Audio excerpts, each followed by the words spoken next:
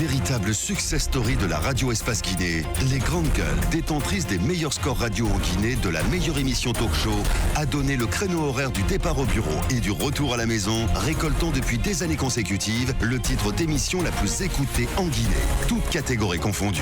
Un grand total de plus de 5 millions d'auditeurs ont été fidèles au talk show Les GG, diffusé jour après jour sur toutes les stations du réseau Adafo Média de 9h à 10h30, un exploit qui restera longtemps dans les annales de la bande FM en Guinée.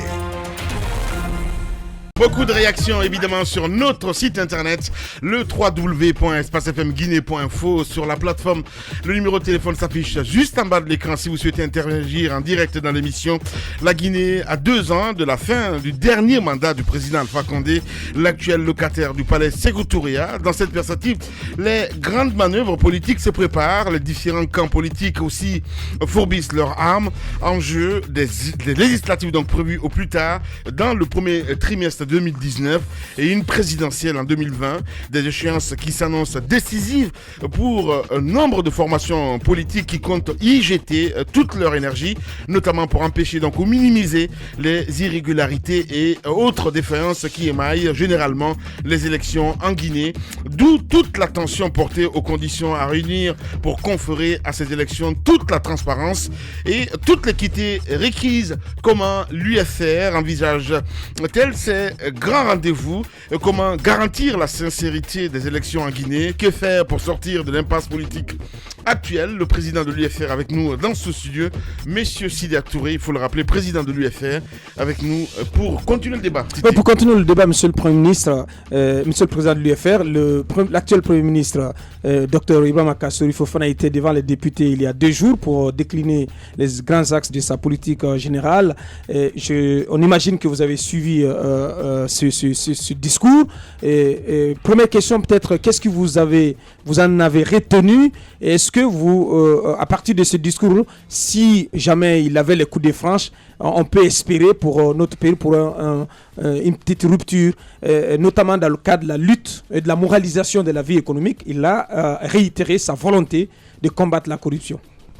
Je suis vraiment désolé, mais je n'ai pas suivi le discours parce que j'étais en bureau politique. Nous sommes en pleine restructuration du parti. Okay. Le dernier rapport m'a été remis ce jour-là et nous sommes restés en réunion pendant 3 heures.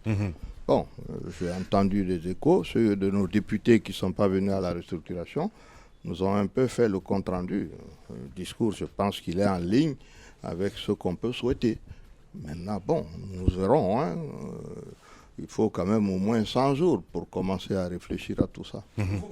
Vous croyez à ces annonces dans le cadre de la lutte contre la corruption notamment? Il y a 2 cadres qui en ont fait déjà les frais, qui ont été relevés de leurs fonctions. Dans le décret, il a été indiqué sur proposition du Premier ministre. Et vous sentez la rupture venir? Est-ce que le Premier ministre Kassory peut aller jusqu'au bout? Le Premier ministre vient d'arriver. Donc j'espère que ces dossiers-là ont dû être étudiés avant.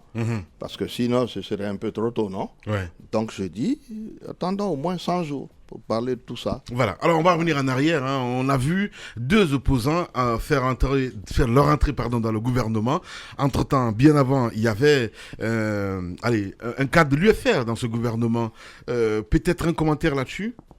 Non, nous avons décidé à la suite des élections communales, après discussion avec le chef de l'État, et nous avons décidé que nous n'enverrons pas de ministre à ce gouvernement bien avant la nomination d'un nouveau Premier ministre. Nous avons un problème sérieux aujourd'hui en Guinée. Oui. Nous avons attendu 8 ans pour faire des élections communales. Ouais. C'est extrêmement important parce que s'il y a des élections qui sont importantes pour la base, ce sont ces élections-là. Ce sont des élections qui les concernent directement au niveau des communes rurales et autres. Oui. On a attendu 8 ans pour le faire. Nous avons fini par faire dans des conditions que tout le monde connaît. Nous sommes encore en discussion parmi les 3 groupes parlementaires, en tout cas en ce qui nous concerne, en ce qui concerne l'UFDG.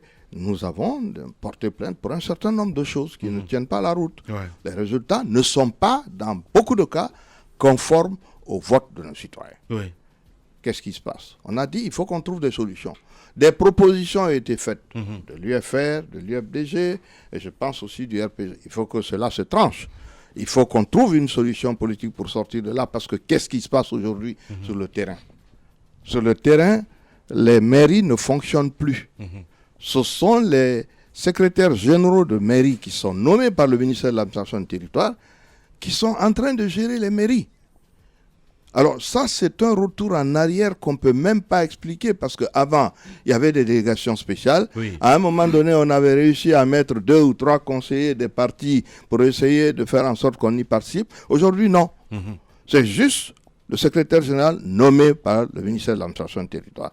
Alors ça me semble être quelque chose de totalement inacceptable. Il faut qu'on s'entende bien.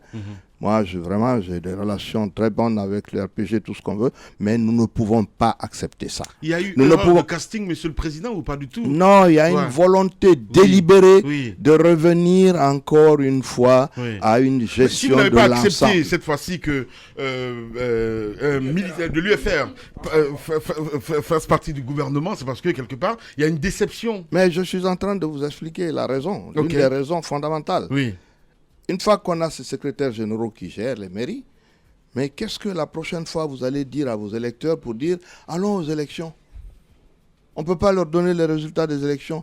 Ils ne voteront pas. Oui. Donc je dis ceci est totalement inacceptable. J'ai entendu un jeune que vous avez reçu de la société civile dire un certain nombre de choses ici concernant les exécutifs communaux, mais je le rejoins totalement. Nous n'accepterons pas ça. Arrivé à un moment donné, si cela ne se fait pas, nous serons de ceux qui vont organiser une désobéissance civile par rapport à ces questions-là. Oui. Il n'est pas question qu'on attende 8 ans pour avoir des élections, qu'on attende 5 mois pour avoir des résultats, et que tranquillement, le gouvernement continue de gérer les mairies. Ça n'a pas de sens. Donc les questions dont on parle aujourd'hui, sur l'assainissement, il faut des maires pour faire ces choses-là. Aujourd'hui, aucun des partis en dehors du gouvernement de Guinée n'a la gestion de quelque mairie que ce soit. Mais comment voulez-vous qu'on accepte ça? On a voté pour quoi? Ouais. Vous êtes le haut représentant du président de la République. Beaucoup disent Je crois que les choses évoluent. Oui. Nous avons commencé par dire que le parti n'a pas envoyé de membre du gouvernement. Aujourd'hui, on va droite à dire qu'il y aura un divorce avec... Nous sommes en train de discuter avec le RPG. Oui. Où nous arrivons à une conclusion positive de notre collaboration, où on n'y arrive pas, tout le monde tirera les conséquences, à commencer par nous. Cette collaboration, elle tient de quoi aujourd'hui? De quoi? C'est sur le débat électoral. Oui, mais elle n'existe aujourd'hui que par votre la fonction que nous sommes en que vous incarnez. Les grandes gueules. Incarner, c'est une chose, oui. On m'a nommé à un poste. Un poste qui, comme je l'ai dit toujours, je n'ai pas de salaire, je n'ai pas de budget, je ne travaille pas là-bas. Mais c'était un problème politique de rapprochement avec le RPG que je voudrais bien trouver, pour lequel je voudrais bien trouver une solution. S'il n'y en a pas, mais écoute, il n'y en a pas. J'ai entendu mon ami Kouyaté d'ailleurs, qui me reprochait un peu ce problème. J'ai dit, mais écoutez, c'est une bonne chose. Non, je dis que... Je n'ai rien contre ceux qui ont des opinions divergentes sur cette discussion que j'ai avec le RPG. Mais franchement, Kouyaté, j'aurais aimé qu'il soit un peu là, quoi. S'il était là, la force qu'il représentait avec l'UPG, avec nous-mêmes, on aurait formé un groupe beaucoup plus important. Mais vous comprenez aussi son état d'âme quand il dit qu'il ne peut pas s'associer avec l'UFR. Les grandes gueules. J'aimerais bien, je dis, vous savez, 5 ans, c'est long. En 5 ans, il a fait une semaine ici. Donc, j'aimerais bien qu'il vienne un peu. Et peut-être qu'à la suite de ce que nous allons arrêter ensemble, nous prendrons certaines décisions. Qu'est-ce que vous voulez dire, Monsieur le Président? Qu'il soit présent, bon sang, le débat politique se passe en Guinée. Non, mais est-ce que ça veut dire que c'est parce que vous vous sentez faible? Là, je parle de l'opposition en général. Vous vous dites, écoutez, pas la peine de rester de l'autre côté ou quand même on fait des manifestations, mais on n'obtient pas ce qu'on veut. Est-ce que d'ailleurs, il vaut mieux ne pas avoir une position un peu plus calme, avec moins de bruit, mais où on peut contribuer? Non, nous avions... C'est lui et moi, nous sommes tous des libéraux. Lui et moi, on est vice-président de l'Internationale libérale. Et d'ailleurs, nous recevons, lui et moi, les rapports sur la corruption en Guinée. Donc, on a des informations, on a les documents. Donc, on avait des raisons d'aller de l'avant. Mais la vérité est que, dans le cadre de cette collaboration, nous n'étions plus à l'aise dans la mesure où il n'existait aucune perspective pour l'UFR. Donc, nous avons tenté d'avoir une négociation, une discussion avec le RPG qui est en cours. S'il n'aboutit pas, il aboutira au même résultat auquel nous avons abouti avec l'UFDG. La question qui me tarde l'esprit, Monsieur le Premier ministre, c'est En fait, on a l'impression qu'il y a un blocus total. Récemment, nous avons écouté des représentants du RPG qui disaient que parce que l'opposition républicaine a menacé de reprendre les rues, si rien n'est fait, si on n'a pas les résultats, si on ne réussit pas à installer les exécutifs communaux, qu'est-ce qui va se passer? Parce qu'on a l'impression que rien ne bouge et que les élections législatives pointent à l'horizon. Est-ce qu'il n'y a pas risque de glissement de calendrier? Est-ce qu'on ne risque pas de reporter, finalement que ces exécutifs communaux ne soient pas installés jusqu'en 2020? Non, c'est ce que nous trouvons inacceptable et que nous n'accepterons pas. Ça, je peux vous garantir que l'UFR ne s'inscrira pas dans ce débat. Nous ne pouvons pas avoir mené campagne après 8 ans d'attente, avoir des élections dont on connaît les résultats, et puis s'asseoir et regarder l'administration gérer les mairies où vous avez gagné des élections pour préparer les élections législatives avec ces représentants de l'administration. Ça, c'est un suicide collectif. Ça, nous n'allons pas le faire. Donc, les exécutifs communaux doivent être mis en place. Oui. Je crois que c'est là où, tantôt quand j'ai parlé, vous m'avez dit, oui, mais le leadership, tout ça, il faut que le Premier ministre tienne compte de ceci. Tout n'est pas l'économie.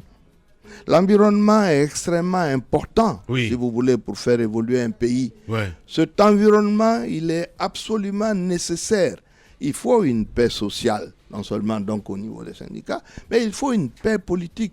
Mais tout ça ne peut pas aller dans le sens... D'où l'inquiétude de Mme Yoro, qu'il y ait un glissement de calendrier. Non, attention. Moi, si cela se faisait... Nous n'accepterons pas de glissement, nous n'accepterons pas autre chose mais que... comment l'empêcher? Les grands cœurs. Aujourd'hui, ce glissement. Je dis, voilà maintenant où on arrive au problème du leadership. Oui. Quand vous gérez un pays, vous devez faire en sorte, comme le père de famille, vous avez tous une famille, vous n'y mettez pas des problèmes entre vos enfants et vos femmes toute la journée. Vous faites en sorte qu'il y ait une paix chez vous. Oui. C'est ça qui va aussi favoriser l'économie. Il ne faut pas croire qu'on peut faire l'un sans l'autre. Donc nous disons, sur ce plan-là, nous sommes fermes là-dessus. On ne peut pas faire des élections et que les résultats soient confisqués par l'État. Donc vous êtes favorable à l'installation, si vous voulez, des conseils communaux autour desquels il n'y a pas de contentieux? Non, nous ne sommes pas favorables pour ça. Pourquoi? L'ensemble des contentieux se trouve en Basse-Guinée, dans les fiefs de l'UFR.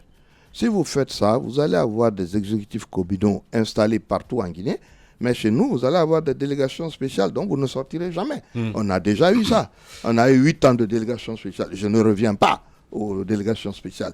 Il faut que, dans pleine maturité et dans la perspective d'avoir un pays calme, un pays où peut-être le gouvernement peut déployer son programme économique et réussir quelque chose, nous nous asseyons et que monsieur le chef de l'État permette que nous sortions de cela, parce que c'est des choses qui ont été créées à cause de la fraude. Mais quelle approche de solution, monsieur Sidia Touré?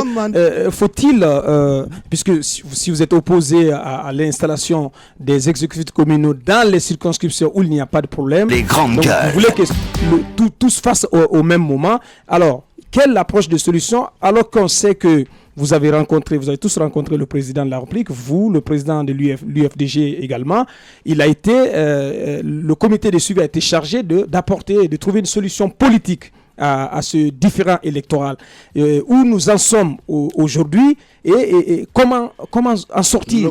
Est-ce qu'il faut reprendre les élections? Le comité de suivi des 3 groupes parlementaires se retrouve, discute de ces questions. Il y a des positions quelquefois contradictoires, mais je dis qu'il est possible de s'en sortir. Il faut un peu de volonté politique.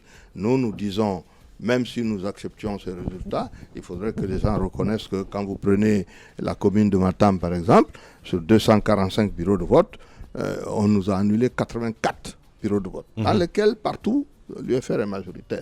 Vous ne pouvez pas me dire que, parce que le tribunal de première instance, qui ne devrait pas arbitrer ce genre de choses, a dit qu'on a annulé tout ça, qu'on doit pouvoir aller de l'avant. Il faut reconnaître des fois qu'il y a des choses qui ne vont pas bien et que les magistrats qui ont fait cela soient poursuivis et que l'État, ou tout au moins le RPG, reconnaisse qu'il y a des solutions qu'il faut apporter. Je dis, tout ce dont on est en train de discuter dépendra la suite du développement économique de ce pays. Il ne faut pas se faire d'illusions là-dessus. Bien. Donc nous avons cette solution. L'UFDG souhaitait qu'on fasse des élections dans les quartiers. Ce n'est pas possible. Un quartier n'est pas une circonscription. Donc si on veut faire les élections, moi je ne suis pas contre. On reprend dans l'ensemble de la circonscription, on refait les élections. Mais il n'est pas question de continuer à parler comme ça pendant que je dis nous ne sommes même plus responsables dans les mairies où on était en place avant les élections. C'est un recul total. Bien. Le président de l'UFR, notre invité ce matin chez les juges. Moi, j'ai envie de revenir un petit peu en arrière, monsieur le président. Vous avez parlé tout à l'heure de peur de famille. Vous avez l'impression aujourd'hui que l'UFR a infiltré? Infiltré, mais c'est normal. Les partis sont infiltrés. Oui, non, il y a des gens qui travaillent pour vous, d'autres qui travaillent contre vous, d'autres... C'est normal ça, c'est l'abus politique. Mais il appartient au responsable principal de savoir garder la tête froide et savoir où on va. Nous n'avons pas de problème à ce niveau-là. Non, il y a des on gère. On gère, bien. Allez-y, Mohamed. Le fichier électoral Les grandes gueules. est notre nœud gordien complètement du système électoral guinéen. Aujourd'hui, de l'avis de plusieurs experts, si on veut se lancer dans une opération d'audit de ce fichier-là, cela pourrait nous prendre, au bas mot, pratiquement 6 mois. Alors, est-ce que, à votre avis, faut-il aller aujourd'hui vers cet audit et avec quels acteurs? Parce que déjà, un parti politique de l'opposition, notamment l'UFDG, refuse le fait que ce fichier soit audité par les seuls experts de l'OIF. Non, c'est clair, nous-mêmes nous refusons cela. Donc la question, elle est claire. Depuis 2009-2010, nous avons eu 5 opérateurs différents qui sont intervenus dans le fichier guinéen. Vous verrez ça nulle part au monde. Donc il y a énormément de doublons. Mais il y a également des électeurs fictifs, nous savons. Oui. Dans certaines zones, dans certaines régions, nous allons à des élections déterminantes, notamment les élections législatives. Il est clair qu'on doit revoir ce fichier. Mais il est aussi clair que nous n'accepterons pas que ce soit une structure seule désignée par le gouvernement qui fasse ce travail. Ouais. Donc aujourd'hui, il y a un débat pour mettre en place avec la CENI les termes de référence pour cet audit. Mais peut-être qu'on se prononcera dessus et qu'on se mettra d'accord. Vous ne craignez pas que cela puisse impacter assez négativement le délai imparti, puisque les élections, normalement, doivent avoir lieu dans le premier trimestre de l'année 2019? Je reviens toujours au même problème. Regardez le Mali, ils sont en guerre. Ils vont faire des élections dans un mois. Vous comprenez? Au Sénégal, les élections se font à temps. En Côte d'Ivoire, cela se fait à temps. Si on n'arrive pas à faire les élections à temps, c'est qu'il y a des gens qui veulent ça. Et il n'y a pas quelqu'un d'autre qui veut ça à part le pouvoir. Parce que pourquoi est-ce que nous, on ne trouve jamais une solution? Un expert m'a dit, on est arrivé chez vous ici il y a 3 ans et demi, quand j'ai été reçu par la communauté internationale, pour vous aider dans le cadre du développement. Je me disais, je vais en Guinée, je vais travailler sur tel projet, tel projet. Il dit, depuis 3 ans et demi, je passe mon temps à faire des dialogues qui n'aboutissent jamais. C'est une volonté délibérée de tenir le pays dans cet état. Et je peux vous dire une chose. Si nous continuons à être de manière instable comme cela dans le pays, il n'y aura aucun développement économique et social. C'est clair, c'est net. Donc, si on veut sortir de là, il faut qu'on ait un intérêt à présenter un bilan. Dans ces conditions, vous faites en sorte que les choses se résolvent et qu'on puisse aller de l'avant. Bien sûr que si vous ne voulez pas, on peut traîner dessus autant qu'on veut. Alors, l'autre risque face à ce dysfonctionnement total, c'est une transition. Il y a quelques personnes du côté de l'opposition qui pensent que c'est possible à ce rythme. Transition, ça veut dire quoi? C'est-à-dire où carrément, on assiste à une transition, il ne s'agit plus d'avoir les hommes politiques, l'armée, parce qu'il y a un dysfonctionnement. Écoutez, ça, je ne vais pas m'aventurer dans ça. La date de l'élection présidentielle, c'est 2020 de toute façon.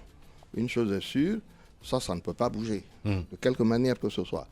Les autres élections, on pouvait encore en discuter, mais en 2020, il y aura des élections présidentielles en Guinée aux dates indiquées par la Constitution. À part cela, allez-y. Si tu permets, Mohamed Mara, à part cela, à part le fichier électoral, Monsieur le Président, il y a également la loi sur la CENI. Nous apprenons que la loi est arrivée au Parlement, mais que le partage, par exemple, au niveau du texte au niveau des différentes commissions ne s'est pas fait comme cela se devrait. Vous êtes au Parlement, qu'en savez-vous réellement? La loi sur la CENI. Il y a une discussion parce qu'il y a des propositions, mais vraiment ce sont des détails. Il y en a qui proposent de réduire le nombre des membres de la CENI parce qu'on trouve que c'est pléthorique et que ça ne sert à rien. On veut passer de 25 à 15, d'autres à 17. À l'intérieur de ça, il s'agit de savoir la mouvance prend combien, nous à l'opposition, combien on prend, ainsi de suite. Ces débats sont en cours. Ce sont des discussions. Où vous situez-vous, voilà, l'UFR, et quelle forme la nouvelle CENI devrait prendre? Quel type de CENI? Mais c'est la même CENI, la CENI telle qu'on l'a éditée, avec des hommes nouveaux, avec peut-être un système de contrôle plus renforcé. Mais l'idée, non, ça ne veut rien dire une CENI technique. Vous connaissez la Guinée. Si vous mettez des gens qui viennent de partout, ceux qui ont l'argent mettront l'argent et puis après vous n'aurez plus de CENI technique, vous aurez une CENI corrompue, point. Bien. Au moins si vous avez des délégués des partis politiques, s'ils ne vous machinent pas, il y en a un ou deux qui viendra au moins vous faire le rapport de ce qui se passe. Mais sinon vous n'aurez personne. Bien, allez, on va essayer d'évoluer. Mohamed Mara, on parle de cette question, le Bien débat. sûr. Bien sûr, mais pour résumer ce passage, je dirais ça sera sans les $5,000, bien entendu, quoi. Voilà, par rapport à la CENI. Maintenant, Moi je pas dire que moi j'ai pas donné beaucoup. Hein. Les grandes gueules. Monsieur Touré, tout à l'heure, Bien que j'ai rien donné d'ailleurs en plus. Les grandes tout à l'heure, gueules. vous disiez que la date de 2020 pour la tenue de la prochaine présidentielle est indiscutable pour vous. Non négociable. Non négociable pour vous. Dites-nous, ce sera avec ou sans M. Alpha Condé? Allez demander à Alpha Condé. Moi je vous dis, ce qui est écrit dans ma constitution, c'est que les élections auront lieu à cette date-là. Donc, et je dis ça ne sera pas reporté. Donc, tout. en Les aucun grandes cas, gueules. le président de l'UFR n'acceptera de retrouver M. Alpha Condé à Écoutez, une autre échéance à présidentielle. chaque jour sa peine. Mais qu'est-ce que vous pensez de velléités supposées de la part du camp présidentiel et de M. Alpha Condé lui-même de vouloir briguer un troisième mandat à la tête de notre pays? Pour le moment, je considère que c'est des supputations. J'attends de savoir qu'est-ce qui va se dire. Et au moment venu, si on sera les là. masques tombaient? Les grandes gueules. Vous me recevrez ici. Bien. Bien. Le président Sidia Touré, invité ce matin chez les grandes gueules. On va essayer de parler du cas, le cas Baïdi Haribo, parce que c'est de lui qu'il s'agit. On ne sait pas aujourd'hui s'il est de l'UFR, s'il est de RPG Arc-en-Ciel à la fin du compte. Parce qu'on le voit, Voilà. on le voit Écoutez, nous sommes en plusieurs fois pleine, aux côtés du président on Alpha est en Condé. pleine restructuration du parti, comme je vous l'ai dit. Nous avons terminé les textes, mais de grâce, ne m'amenez pas en tant que leader politique ici de venir parler des uns et des autres. Le parti tranchera ces questions et vous en serez informés. En clair, quand vous dites que le parti va trancher, Mohamed Mara, Mais bien sûr. Est-ce qu'au sortir de cette restructuration, on aura toujours le même secrétaire exécutif? Ah, écoutez, c'est pas la peine, on fait les restructurations. Vous allez avoir la primeur des restructurations une fois que c'est fait. bien. Les grandes gueules. Baïdi, il est toujours de l'UFR ou pas? Écoutez, demandez à Baïdi. Bien. Non, à l'instant T où nous parlons, il est toujours un Il n'a cadre. pas démissionné encore. Il n'a pas démissionné. Mais est-ce qu'il Encore. vient, il participe Attention. aux activités du parti ou pas? Il vient à certaines réunions, mais il n'a pas encore démissionné en tout cas. Voilà, il n'a pas Officiellement. encore démissionné. Officiellement. On s'aligne entre les lignes. Ouais. On va essayer de parler maintenant. Oui, d'agriculture. justement, toujours sur le cas Baïdi, je voulais juste poser cette dernière question. Les si vous grandes permettez, gueules. monsieur le président de l'UFR.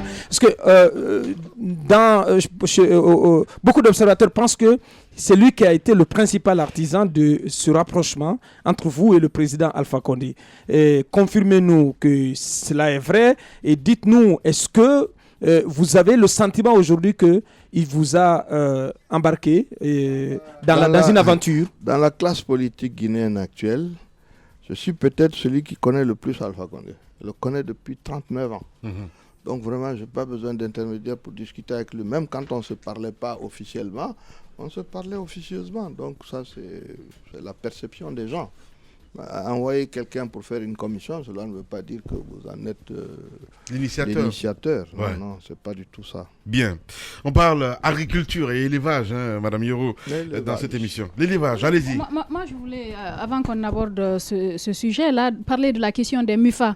On a vu le président récemment à l'intérieur du pays, les mutuelles de financement. D'abord, qu'est-ce que vous en pensez pour l'autonomisation des femmes? C'est vrai que quelquefois, il y a beaucoup plus de promesses que d'actes concrets sur le terrain. Mais est-ce que vous pensez que c'est un procédé qui peut contribuer à la fin à l'autonomisation des femmes rurales?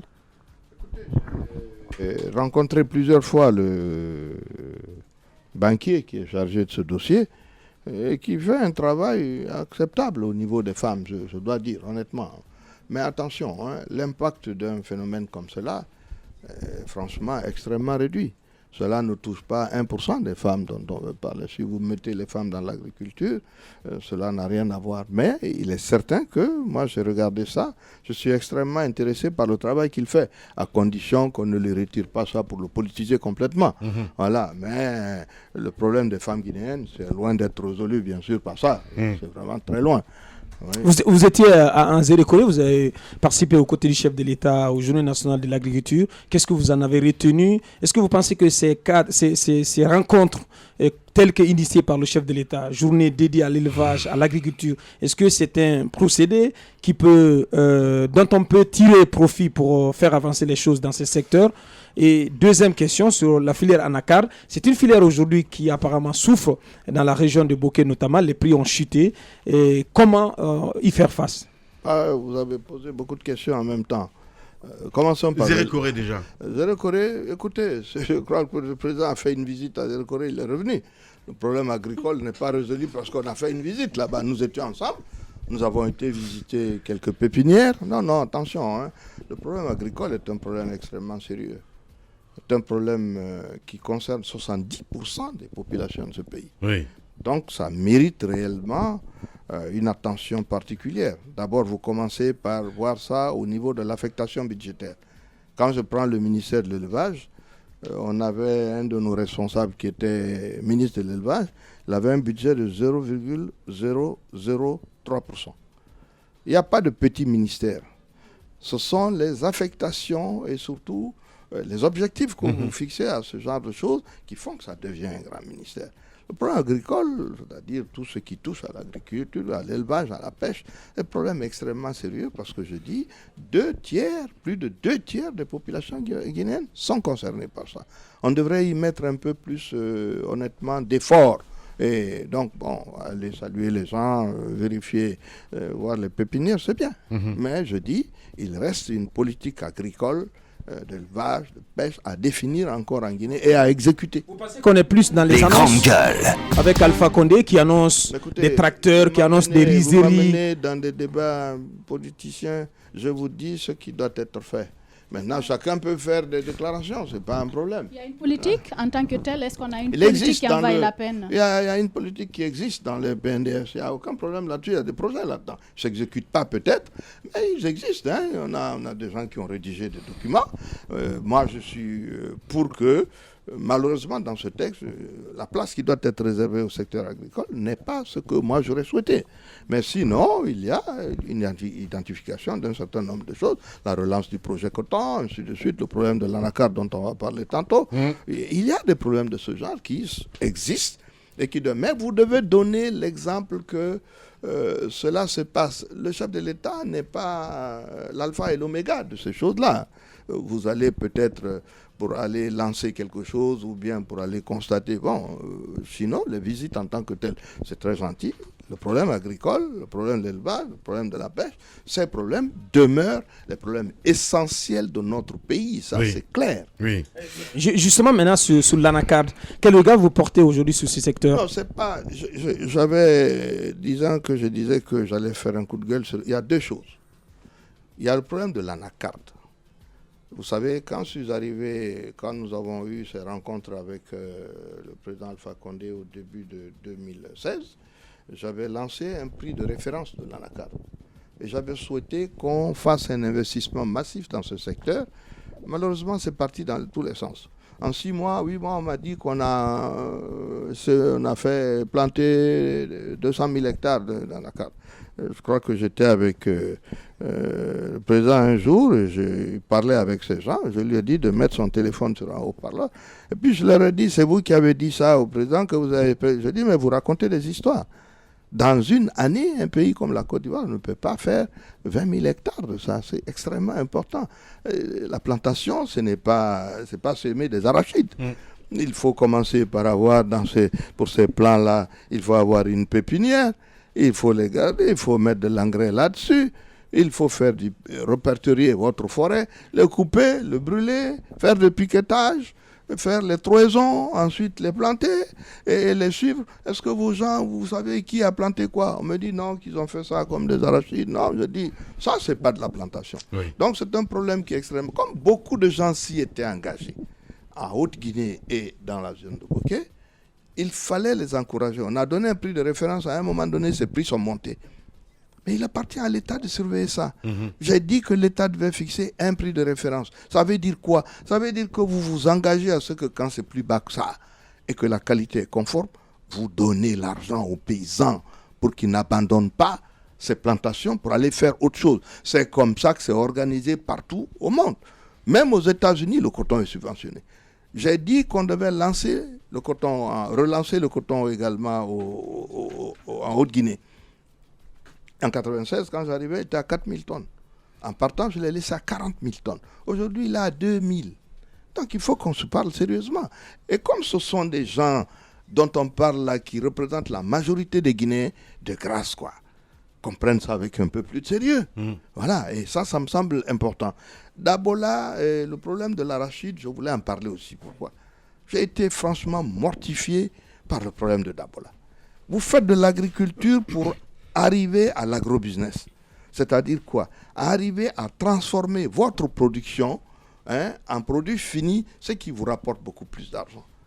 On avait la possibilité d'avoir une usine qui a été mise en place par le patron de Castel, Pierre Castel, que je connais bien d'ailleurs, qui avait fait cette usine-là. Il fallait trouver 80 000 tonnes d'arachide pour pouvoir alimenter l'usine. Mais on ne peut pas être incapable dans la zone de Dabola de trouver 80 000 tonnes. Ils ne sont pas là. Voilà l'agriculture. Vous y envoyez des agents, vous financez le système, vous les permettez de trouver les semences qu'il faut et on commence à cultiver. Vous allez avoir 100 000 personnes qui vont travailler là pour alimenter cette usine-là. Vous la fermez, on ramasse tout ça et puis on s'en va. Mais on a réglé quoi? Comment on peut parler d'agriculture si on ne peut pas régler des problèmes aussi élémentaires? Donc là, vraiment, c'est deux sujets sur lesquels ce matin, je comptais... C'est moi qui voulais... Les grandes gueules. Toujours sur la filière anacarde du côté de Bokeh, il y a une situation qui est en train de couver. Récemment, on a interdit l'achat justement des produits par les Indiens à cause d'une certaine surenchère qui existe là-bas. Je ne sais pas si vous suivez réellement la chose. Récemment, on a interpellé par des citoyens qui disent que les produits sont là et qui risquent, les populations risquent de se retrouver dans une situation vraiment compliquée parce que les Indiens qui achetaient réellement ne sont plus là et ils n'ont plus beaucoup de personnes, donc les produits risquent de se gâter. Qu'est-ce que vous en pensez? Est-ce que vous êtes au bain de ce qui se passe réellement de ce côté? Oui, puisque moi-même j'ai planté de l'anacarde de 40 hectares. La réalité c'est quoi? C'est qu'en Guinée, on ne prend pas ce secteur au sérieux. C'est ça la vérité. Tous les Guinéens sont fonctionnaires. Tout le monde pense que ton travail consiste à être dans un bureau. Et que quand quelqu'un est là-bas et qu'il est en train de faire quelque chose dans l'élevage, c'est que lui, ce n'est pas un agent économique du même niveau que vous. Donc ça, c'est une réalité. J'ai demandé à l'époque qu'on crée un conseil de l'anacarde et du coton. Comme ailleurs. Il y a le Cocobo de Ghana, il y a la caisse de stabilisation qui a été transformée en un conseil café-cacao en Côte d'Ivoire, ainsi de suite. Pourquoi? C'est pour justement permettre à ce que ces gens aient une structure à laquelle ils peuvent s'adresser. Ce qui s'est passé, quand les prix sont montés à un certain niveau, certains de nos gens chez nous ici, qui veulent toujours avoir des bénéfices, sont intervenus auprès du gouvernement pour dire que ah oui, les gens achètent, ils sortent avec. Mais pour le paysan, c'est la même chose. L'essentiel pour le paysan, c'est qu'on lui achète son produit. Si vous ne lui achetez pas son produit au prix qui est indiqué, qui est normal, qui lui permet de rentrer dans ses fonds, l'année prochaine, il ne plante plus. Les grandes gueules. Ça n'occupe plus. Donc c'est une erreur monumentale qui a fait qu'on a interdit aux Indiens et autres d'acheter l'anacarde, mais il n'y avait pas de structure en Guinée pour faire le travail. Les cours sont tombés, les gens ont leur anacarde sur le bras. L'année prochaine, vous allez voir ce qui va arriver. Voilà. Ils vont chercher la route de Bissau pour aller vendre là-bas. Bien, on va aller très vite, 10 minutes à passer, allez-y. Alors, quand on parle de l'agriculture et d'élevage, c'est vrai que dans la tête de beaucoup, c'est un problème de l'État. Mais justement, il y a des particuliers, il y a des privés, il y a des gros entrepreneurs qui ont assez d'argent. Quel cadre aujourd'hui offrir à ces gens pour investir et parallèlement offrir de l'emploi aux Guinéens? Mais non, mais je suis parfaitement dans le sens de ce que vous dites. Ce n'est pas un problème de l'État. L'État, c'est l'assistance. L'État, c'est l'organisation. L'État, c'est aider à ce que ces entrepreneurs-là, gros ou tout petits, puissent prospérer. Vous comprenez? Par exemple, quand un pays comme la Côte d'Ivoire a voulu empêcher qu'on importe du poulet, on a encouragé les jeunes gens à faire des poulaillers. Parmi eux s'est battu. Il est devenu aujourd'hui le roi du poulet. Il a un chiffre d'affaires de 130 millions d'euros. Pourquoi? Parce que tous ceux qui achètent le poulet, ils le lui vendent. Lui, il fait l'abattage. Ce qui fait que le pays n'importe plus du poulet d'ailleurs. Ainsi de suite. Mais c'est l'organisation. C'est uniquement ça. Ouais. Je n'ai pas dit à l'État d'aller faire de l'agriculture. Ah, surtout pas. Je demande à l'État d'assister les grandes gueules, les grands, les petits, les moyens, de mettre des structures qui permettent d'assister ces gens et de les aider à produire, à stocker, à avoir les semences quand il le faut, les engrais quand il le faut, mais également à vendre à des prix qui sont acceptables. Là, vous créez de la richesse. Sinon, on restera dans les mines et on n'en sortira jamais. Bien. Voilà. On va d'ailleurs parler en filigrane, Titi, mine, environnement, énergie, entre autres. Et énergie. Surtout l'industrie. Surtout, un mot du secteur de l'énergie. Est-ce que vous pensez que les perspectives s'annoncent bonnes pour la Guinée avec tous les investissements qui sont faits dans ce secteur-là? Le barrage de Swapiti est en cours de réalisation. Amaria aussi lancé. Vous pensez que c'est un secteur dans lequel au minimum, l'actuelle gouvernance a des résultats. Et de l'autre côté, dans le secteur des mines, on continue d'assister à la signature, à l'appel de beaucoup de conventions dans la zone de Bokeh, dans la zone de Kindia, etc., etc. Est-ce que la Guinée est véritablement sur la bonne voie pour tirer le meilleur profit de ces mines? Comment vous regardez ces accords, ces conventions? Là où des fois nous avons des désaccords, c'est ça. Est-ce que c'est des bons résultats? Écoutez, est-ce que vous avez l'électricité? Les grandes Je vous demande, est-ce que les perspectives s'annoncent bonnes? Laissez les perspectives là. Vous avez du courant? Il y a deux barrages. Les grandes gueules. Non mais, moi je vous ai posé une question. Il y a le barrage de Swapiti. Avez-vous du courant? Les grandes gueules. Pour le moment, je n'ai pas de courant. Si tu n'as pas de courant, je vous ai posé une question sur les perspectives, monsieur Sidia. Laissez les perspectives. Ce qui m'intéresse, ça se pose comme question. Non, attendez, je peux pas, tu viens pas me dire quand tu vas voir Hiro, tu vas pas lui dire Hiro, est-ce que tu auras à manger après-demain? Les grandes gueules. Il faut faire les choses. Ouais, mais on les fait. Mais je ne veux pas. Et c'est en train d'être fait. Dans ce cas, vous répondez à votre question. Mais les projets dont je parle, Swapiti est en train d'être fait, c'est pas quand même une invention. Est-ce que vous avez du courant aujourd'hui? Moi, je vous ai posé une question sur les perspectives. Je pose une question. Non. Avez-vous du courant? Il y a à l'instant T, il y a la réalité du moment, M. Sidia Touré, il y a la réalité du moment, mais il y a les projets qui sont en train d'être menés par l'actuelle gouvernance. Est-ce que vous croyez que à terme, ces projets pourront permettre à la Guinée d'atteindre une certaine autonomie énergétique, ce qui est l'ambition du chef de l'État d'ailleurs. Mais tout le monde connaît les réalités du moment. C'est quoi les réalités du moment? Les réalités il y a un déficit énergétique important, mais qui pourrait être comblé, M. Sidia Touré. Je vous amène à vous prononcer sur ces perspectives, ces investissements. Demain, si vous voulez, après-demain, nous pourrons raser gratis. Après-demain, vous aurez des villas ici, vous aurez des grandes gueules. Des hélicoptères. Vous n'y croyez pas? Non, j'y crois. Non. Les barrages, c'est quelque chose d'important. Oui. Ça va donner du courant. Hein? Ouais. Seulement, en attendant, je vis en Guinée aujourd'hui. Non, mais il n'y a pas que ça comme problème. Moi, je vous dis... C'est la question posée, en fait. Les grandes gueules. Elle sert à quoi? Ouais. Nous sommes là pour parler de la situation des gens et non pas des perspectives. Oui. Les perspectives, oui, les barrages qui sont là, quand ils seront terminés, il y aura assez de courant pour la région de Conakry. Bien sûr, ça ne concerne pas la forêt et la Haute-Guinée, hein. Il faut qu'on s'entende bien. Parce que si vous commencez à tirer les lignes ici, ça coûte plus cher que la construction des barrages. Donc, je vous dis, oui, il y aura des barrages, mais ce sera d'ici 2020, ça. On aura passé 10 ans en attendant la 8e année aujourd'hui. Je suis désolé, hein. Avons-nous du courant? Non. Donc il y a un problème. Voilà, moi c'est ça que je veux qu'on arrive à résoudre. Et qu'on arrête de me dire que c'est simplement un problème de barrage. L'électricité à Nouakchott, ce n'est pas les barrages qui donnent. L'électricité au Mali, ce n'est pas les barrages qui donnent. Donc il faut qu'on se dise pourquoi est-ce que nous n'avons pas d'électricité à Conakry. On me dit, dans le cadre du Fonds monétaire, les gars demandent également qu'il n'y ait pas de subvention donnée à EDG. Mais EDG, il faut déjà que EDG soit correctement géré. Si c'est correctement géré, qu'ils achètent du carburant au prix normal et que la gestion est meilleure, mais vous n'aurez pas de subvention à leur donner. Pourquoi les compagnies d'électricité gagnent de l'argent dans la sous-région? Non, il faut poser les problèmes comme elles sont. La perspective, elle est bonne. Quand vous regardez le PNDS, tout est bon. Moi, je n'ai rien contre. Mais la réalisation, c'est ça qui nous intéresse aujourd'hui. Aujourd'hui, est-ce que vous êtes transporté, vous avez, comment vais-je dire ça, des bus pour vous transporter à Conakry? Oui, il y a une perspective pour avoir des trains. Oui, il y a une perspective. Aujourd'hui, il n'y a pas de bus pour vous transporter. Et vous avez des gens qui font des arrêtés pour dire qu'il n'y a plus de mototaxi. Il faut arrêter quoi un peu. Pas... Bien. Allez, Sidia Touré ce matin chez les GG. Les grandes gueules. Écoutez, M. Sidia Touré, on a l'impression qu'on est en train de faire miroiter un rêve aux Guinéens parce qu'à l'écouter, après Swapiti, Amaria, c'est Conakry uniquement qui aura normalement... Guinée, une partie de la moindre Guinée aura le courant. Donc pas toute la Guinée, alors qu'on fait croire aux gens qu'on en aura tellement, on en aura suffisamment pour revendre à l'international. Non, si, on aura.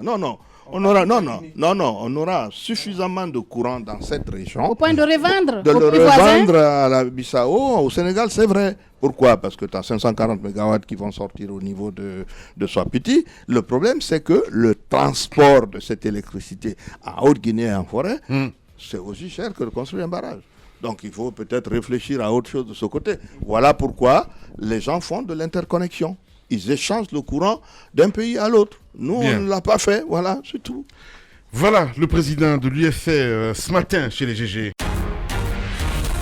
Véritable success story de la radio Espace Guinée, les grandes gueules, détentrices des meilleurs scores radio en Guinée de la meilleure émission talk show, a donné le créneau horaire du départ au bureau et du retour à la maison, récoltant depuis des années consécutives le titre d'émission la plus écoutée en Guinée, toutes catégories confondues.